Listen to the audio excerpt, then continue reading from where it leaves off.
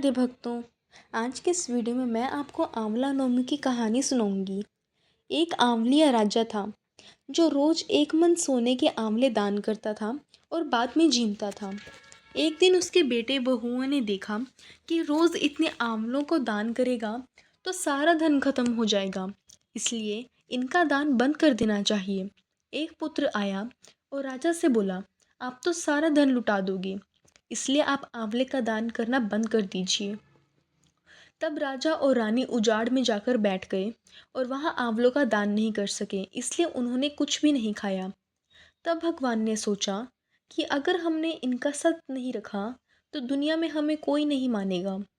तब भगवान ने उनके सपने में आकर कहा, तुम उठो और पहले जैसे रसोई हो गई है और आंवले का वृक्ष लगा हुआ है, तुम दान करो और जीम लो। तब राजा रानी ने उठकर देखा तो पहले जैसा राजपाट हो गया और सोने के आंवले वृक्ष पर फैले हुए हैं। तब राजा रानी 1.25 मन आंवलों को दान करने लगे। उधर बहू बेटे से धर्म अन्नदाता का बैर पड़ गया। आसपास के लोगों ने कहा, जंगल में एक आंवलिया राजा है, सो तुम वहां चले जाओ तो तुम्हारा दुख दूर हो जाएगा। वे दोनों वहां पहुंच गए। वहां पर रानी अपने बेटे और बहू को देखकर पहचान गई और अपने पति से बोली, इन लोगों से काम तो एक इन लोगों से काम तो कम कराएंगे और मजदूरी ज़्यादा कराएंगे।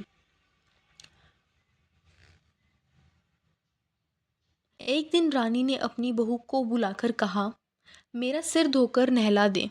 बहू सिर धोने लगी तो बहू की आंख में से पानी निकलकर रानी की पीठ पर पड़ा। तब रानी बोली, मेरी पीठ पर आंसू क्यों गिरे हैं, मुझे बताओ। तो बहू बोली, मेरी सासू की पीठ पर भी ऐसा ही मसा था और हमने उन्हें घर से निकाल दिया। वह एक मन आंवले का दान करते थे तो हमने उन्हें भगा दिया। तब सासू बोली, हम ही तुम्हारे सास ससुर हैं, हम तुमने हमें निकाल दिया था परंतु भगवान ने हमारा सत्य रखा है।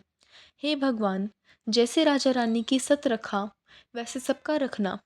कहते सुनते सारे परिवार का सत रखना।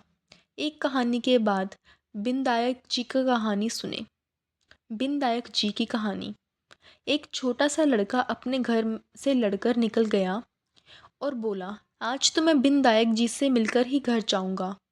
तब लड़का चलते चलते उजाड़ में चला गया तो बिनदायक जी ने सोचा कि इसने मेरे नाम से ही घर छोड़ा है, इसलिए इसे घर भेजे, नहीं तो जंगल में शेर वगैरह इसे खा जाएंगे। फिर बिनदायक जी बूढ़े ब्राह्मण का भेष धारण कर आए और बोले, तू कहाँ से आ रहा है और कहाँ जा रहा है। तब लड़का बोला, मैं बिनदायक जी से मिलने जा रहा हूँ। तब वह बोला, मैं ही बिनदायक जी हूँ, मांग तू क्या मांगता है, परंतु एक बार ही मांगना। तब लड़का बोला, क्या मांगूं। अन्न हो, धन हो, हाथी की सवारी हो, स्त्री ऐसी हो जैसे फूल गुलाब का। तो बिनदायक जी बोले, लड़के तूने सब कुछ मांग लिया, जा तेरा सब कुछ ऐसा ही हो जाएगा। फिर वह लड़का घर आया तो देखा कि एक छोटी सी बहू चौकी पर बैठी है और घर में बहुत धन हो गया है। तब वह लड़का अपनी माँ से बोला, देख माँ, कितना धन लाया हूँ, बिनदायक जी से मांग कर लाया हूँ। हे बिनदायक जी महाराज, जैसा उस लड़के को धन दिया वैसा सबको देना, कहते सुनते हमारे सारे परिवार को देना।